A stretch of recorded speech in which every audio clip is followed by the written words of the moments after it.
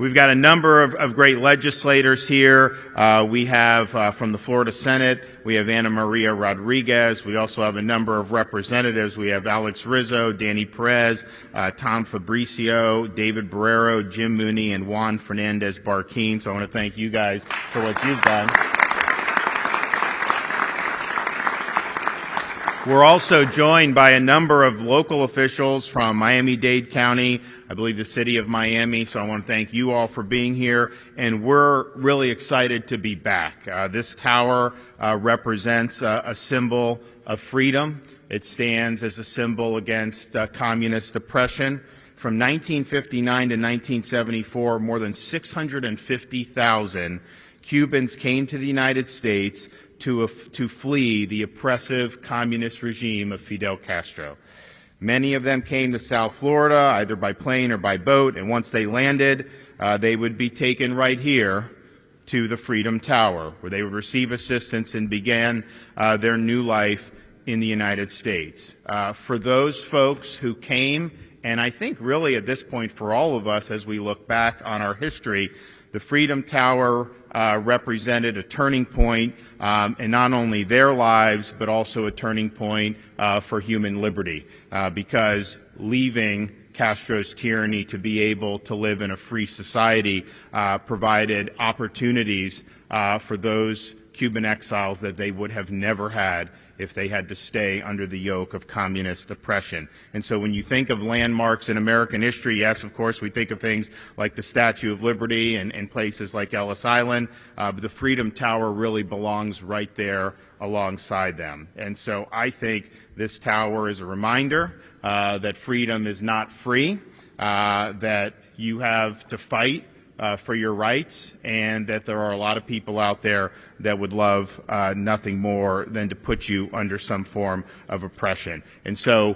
we're going to talk about the budget, but before that, we actually have a great piece of legislation that we're going to sign here today, and I couldn't think of a better place to sign. Today, I am signing HB 395, which will officially designate November 7th as Victims of Communism Day to honor the more than 100 million people who have fallen victim to communist regimes across the world.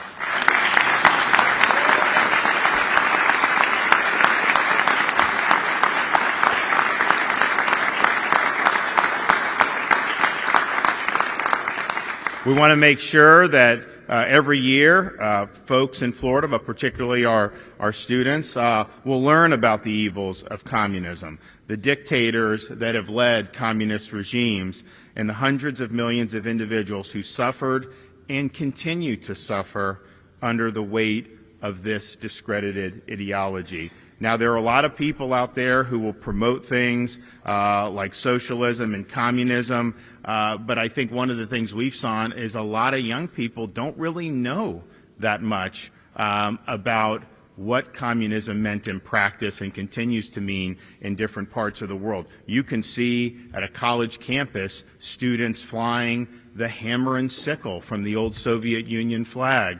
You will see students that will have T-shirts with Che Guevara on the T-shirts. You will see students that will idolize people like Mao Zedong. That, to me, bespeaks of a tremendous ignorance about what those individuals represented and the evils that communism inflicted on people throughout the world. And so our goal here is to stand for the truth, is to make sure that Florida every year will be able to speak the truth about the evils of communism and recognize those who have fought under the yoke and have escaped for freedom. I notice that the people that escape communism for free societies never choose to go back. I don't know very many of them that do that. In fact, I think you look now, there's focus, of course, on places in Eastern Europe for obvious reasons. There are probably more Marxists on college faculties in the United States than they're all in all of Eastern Europe combined, okay? They don't want to go back to communism.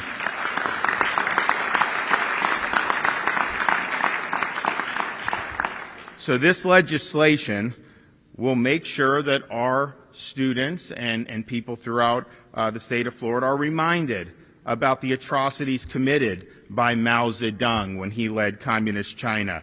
He had tens of millions of people die because of the communist ideology. Things like the Great Leap Forward and the Cultural Revolution. And of course, China continues to be the leading force of oppression around the world. But that body count of Mao is something that everybody needs to understand because it is a direct result of this communist ideology. The legislation also ensures that students will learn about people like Lenin and Stalin and the tyranny of the Soviet Union, where they had millions and millions of people disappear into KGB prisons or Siberian gulags. We want to make sure that people understand the atrocities of somebody like Pol Pot, the communist dictator of Cambodia, who carried out a genocide of nearly 2 million in the killing fields.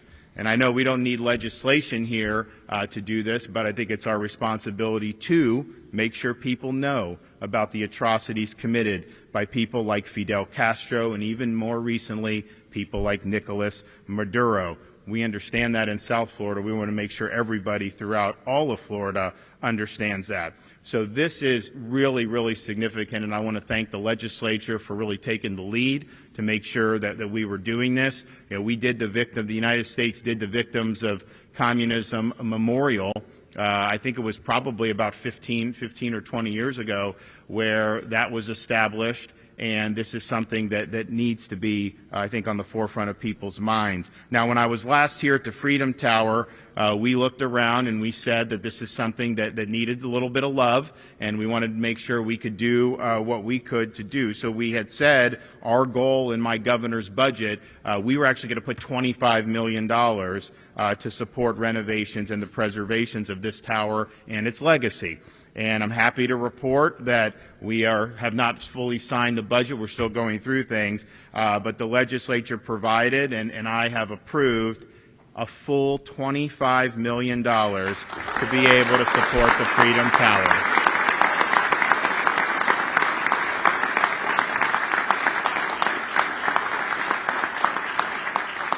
And so we know it needs some love. We know it needs some repairs. And so this funding will be used to complete urgent structural repairs. It will conserve and restore historical architectural components. It will make the building more accessible for people with disabilities. It will install museum quality climate control and security systems to safeguard the Cuban American history that is stored here. And it will reimagine and redesign the exhibits displaying that history to make it more engaging for all ages. And so we set what we were going to do. We fought to get that money, and I want to thank the legislature for delivering for the folks right here in South Florida.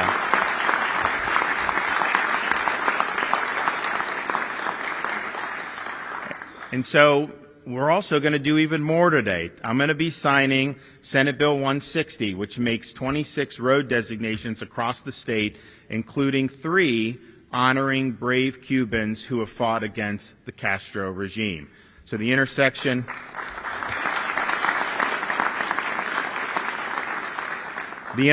of Southwest 23rd Avenue and Southwest 8th Street in Miami-Dade County is hereby designated as Arturo Diaz Artiles Plaza.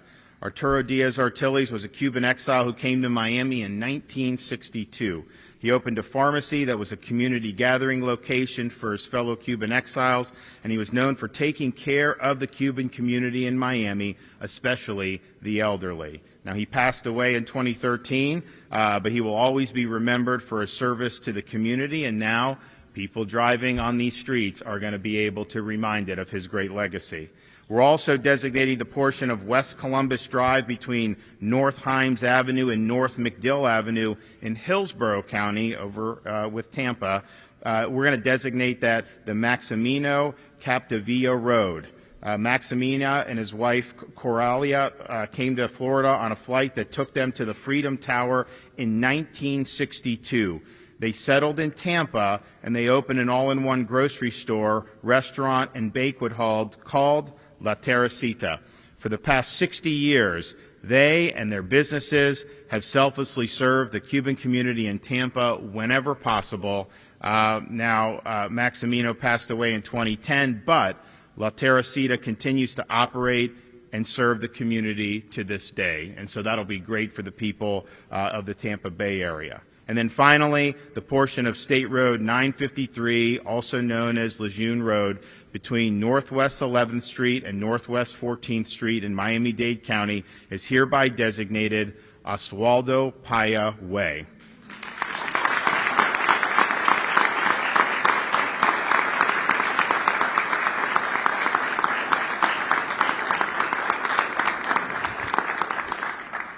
Oswaldo Paya founded the Christian Liberation Movement in Cuba and was one of the first outspoken opposition leaders against the Castro dictatorship.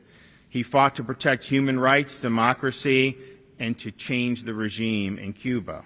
In 2012, he was in a mysterious car accident that many believe was orchestrated by the Cuban government.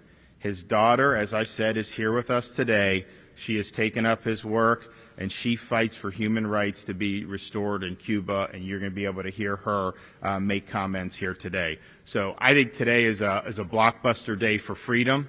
It's not often that you're able to do all these different things in one fell swoop, but we're proud of being able to stand, not just here in Florida, but this state and this community has been one of the strongest voices, unified voices of freedom for those who are suffering throughout the Western Hemisphere, the people that still to this day suffer under a Cuban dictatorship, the people that have suffered under Nicolas Maduro in Venezuela, the people that are suffering in Nicaragua. And so when people look to see kind of where's the moral compass about what's going on in this hemisphere, they're going to look right here to the state of Florida and particularly the community here in Miami. And so I'm proud to be a part of that, and I'm proud to be standing for the truth. Ronald Reagan said that one day communism would be viewed as a sad, bizarre chapter in human history, whose last pages were being written as they spoke. And that was in the early 80s when people thought the Cold War was going to go on forever.